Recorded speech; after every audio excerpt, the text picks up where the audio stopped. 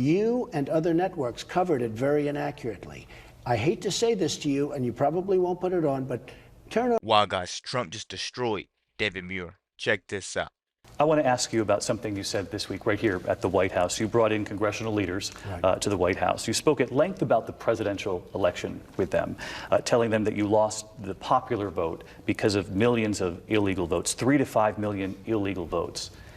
That would be the biggest electoral fraud in American history.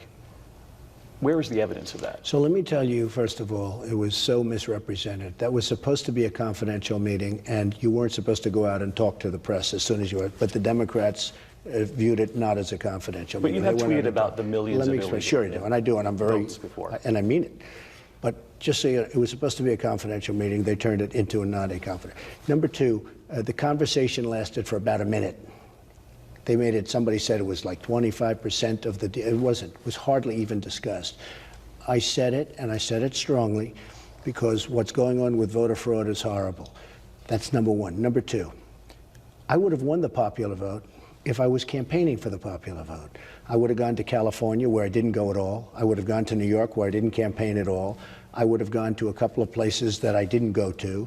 And I would have won that much easier than winning the Electoral College. But as you know, the Electoral College is all that matters. It doesn't make any difference. With that being said, if you look at voter registration, you look at the dead people that are registered to vote, who vote, you look at people that are registered in 2 states, you look at all of these different things that are happening with registration, you take a look at those registration, you're going to find, and we're going to do an investigation on it. But 3 to 5 million illegal votes? Well, we're going to find out. This is basically what he's been trying to explain. Even back then, he was trying to explain you what they were doing.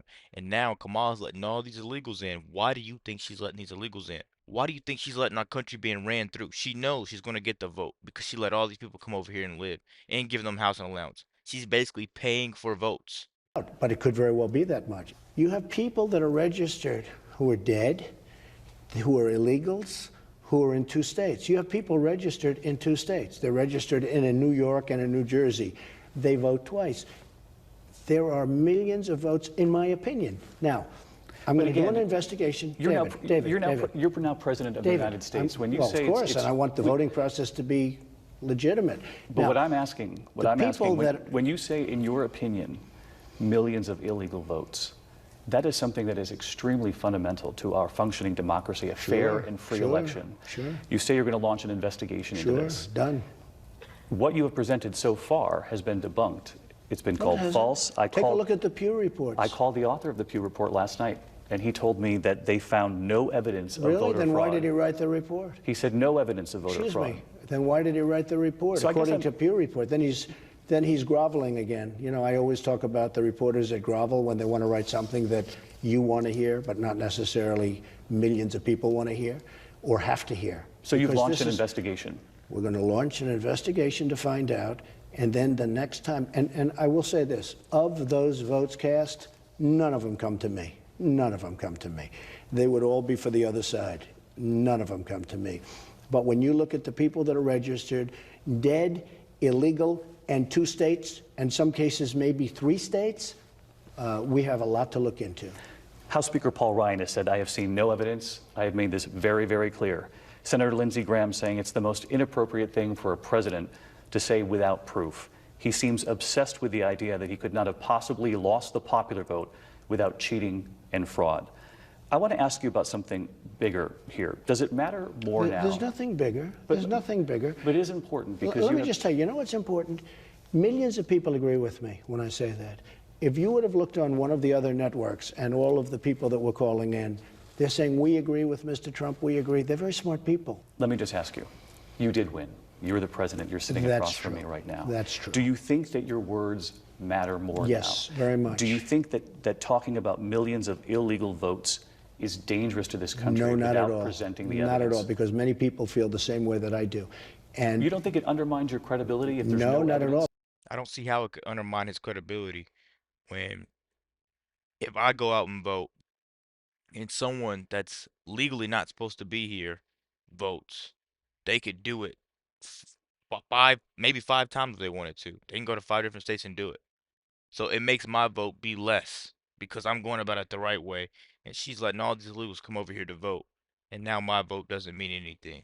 Just because for every one of me, there's probably 30 people she let come over here. So that just drains my vote out. That's why this is such a big problem, because of course they're gonna vote for the person that got them here. While they just run through our country and just be savages everywhere. You see what they're doing in Ohio. You see what they're doing in Arizona, Colorado. Come on, man. It's just it's so much in our face now that it's like I'm getting tired of saying the same thing. It's right there. All you have to do is just look. But I don't know why people are not just noticing that this stuff is not obvious. The problem is right there in front of you. It's that obvious. All you have to do is just pay attention a little bit, and I promise you won't miss it. Please, please share videos like this to your friends, because they can't just keep choosing to miss what's in their face. The stuff is so small that let's just finish it. I don't want to keep talking. I want to rant. Because they didn't come to me, believe me. Those were Hillary votes. Mr. President, I just have one more question on Yes. this, and it's bigger picture. You took some heat after your visit to the CIA in front of that hallowed wall, 117 stars of those lost at the CIA. You talked about other things, but you also talked about crowd size at the inauguration, about the size of your rallies, about covers on Time magazine. And I just want to ask you, when does all of that matter just a little less? When do you let it roll off your back, now that you're the president? Okay, so I'm glad you asked. So I went to the CIA, my first stop. I have great respect for the people in intelligence and CIA. I don't have a lot of respect for, in particular, one of the leaders, but that's okay. But I have a lot of respect for the people in the CIA. Dentists hate when you do this, but they can't stop you. This new 100. That speech was a home run.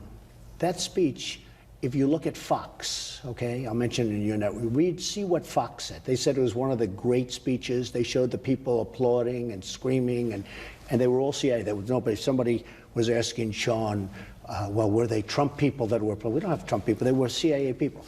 That location was given to me. Mike Pence went up before me, paid great homage to the wall. I then went up, paid great homage to the wall. I then spoke to the crowd. I got a standing ovation. You would give the same speech if you went back? Absolutely. In front of that wall? People loved it. They loved it. They gave me a standing ovation for a long period of time. They never even sat down, most of them, during the speech. There was love in the room. You and other networks covered it very inaccurately. I hate to say this to you, and you probably won't put it on, but turn on Fox and see how it was covered, and see how people respond to that speech. That speech was a good speech, and you and a couple of other networks tried to downplay that speech, and it was very, very unfortunate that you did. I am curious about the first full day here at the White House.